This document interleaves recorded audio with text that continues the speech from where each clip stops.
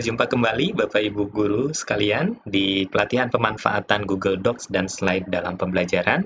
Kali ini kita akan masuk kembali ke praktik terbaik penggunaan Google Slide dalam pembelajaran.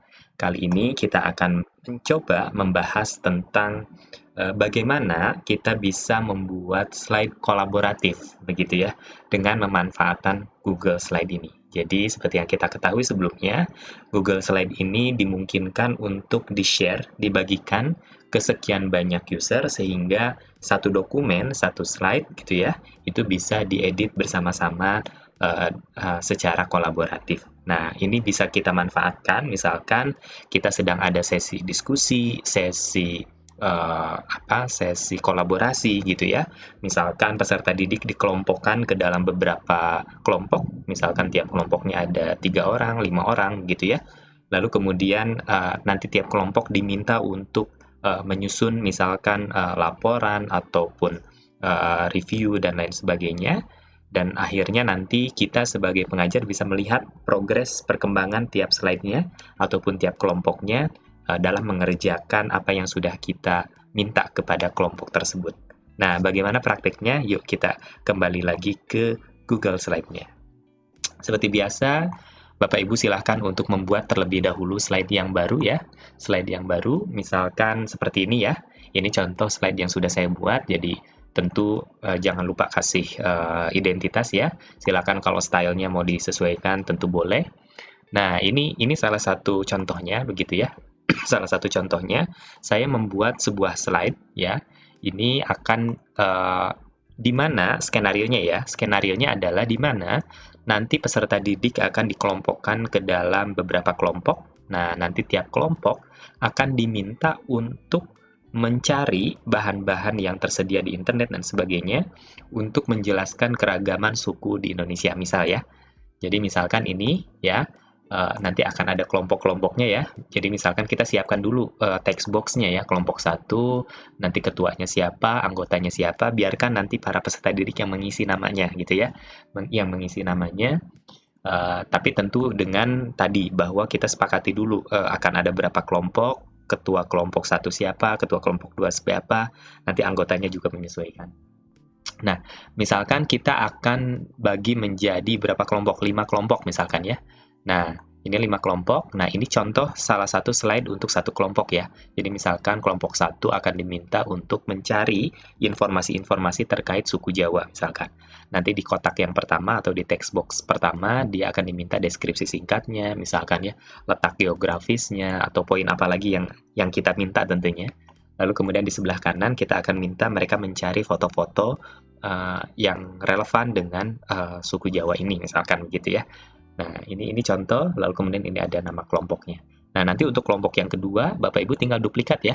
Ya, tinggal duplikat slide. Nah, ini masuk ke kelompok 2. Nah, misalkan ini kelompok 2. Kelompok 2 suku apa? Misalkan suku Sunda. Gitu ya. Nah, ini kelompok 2 begitu. Nanti kelompok 3 silakan duplikat lagi. Kita akan bagi menjadi 3 misalkan gitu ya. Suku apa lagi? Suku Batak misalkan gitu ya. Ini kelompok 3. Nah, gitu ya. Kelompok 3, maaf. Kelompok 4. Nah, kelompok 4, suku apa? Suku Melayu, misalkan gitu ya. Oke. Satu lagi, misalkan ini contoh ya. Ini suku apa lagi? Dayak, misalkan gitu ya. Nah, ini untuk kelompok 5. Oke. Nah, setelah kita punya slide-slide kosong seperti ini ya, slide-slide kosong seperti ini, nanti tujuannya adalah peserta didik berkelompok gitu ya, mengerjakan satu slide ini per kelompoknya untuk melengkapi datanya, misalkan deskripsinya, letak geografisnya, foto-fotonya, atau yang lainnya. Dan misalkan kita juga boleh gitu ya, meminta kreativitas dari peserta didik untuk merancang ataupun memperbagus desainnya dari sisi desain slide-nya gitu ya. Boleh diganti warnanya, misalkan menggunakan elemen-elemen yang menarik gitu ya, sehingga nanti selain dari materinya juga dari sisi kreativitasnya, dari sisi art-nya, seninya gitu ya, itu nanti peserta didik juga bisa berkreasi dan bekerja sama dalam kelompok. Dan nanti tentu gitu ya, ketika prosesnya itu berjalan, kita sebagai pengajar bisa melihat progres tiap kelompoknya. Ya, kelompok 1 sedang mengerjakan apa, kelompok 2 sedang mengerjakan apa, dan seterusnya. Oke ya. Nah, lalu kemudian setelah kita siapkan slide-nya seperti ini, tentu ini sudah siap. Nah, tinggal kita bagikan link-nya ke peserta didik. Caranya seperti biasa, Bapak Ibu bisa klik tombol share, ya, tombol share. Nah, seperti biasa, ini kita ubah jangan restricted, tapi kita ubah menjadi anyone with the link, dan lalu kemudian kita ganti sebagai editor.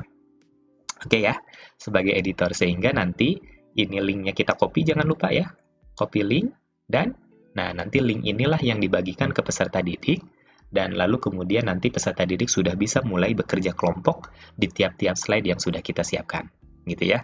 Jadi Bapak Ibu nanti ketika prosesnya tentu kita perlu ada aturan main, misalkan ini waktunya berapa menit, 60 menit misalkan, atau 45 menit, lalu kemudian nanti setelah 45 menit, Bapak Ibu minta peserta didik berhenti, lalu kemudian tombol share-nya diaktifkan kembali, ya. Nah, ini ganti lagi, ya, jangan sebagai editor, tetapi sebagai viewer saja.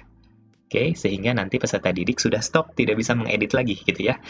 Waktunya habis, dijadikan viewer lagi, sehingga nanti slide-nya ini menjadi utuh, sebuah slide hasil karya kelompok masing-masing 5 kelompok dengan jumlah peserta didik dalam satu kelas gitu. Nah, ini salah satu skenario yang bisa kita terapkan untuk membuat slide kolaboratif dengan Google Slide. Baik, terima kasih untuk video kali ini dicukupkan sekian. Salam cerdas antusias. Assalamualaikum warahmatullahi wabarakatuh.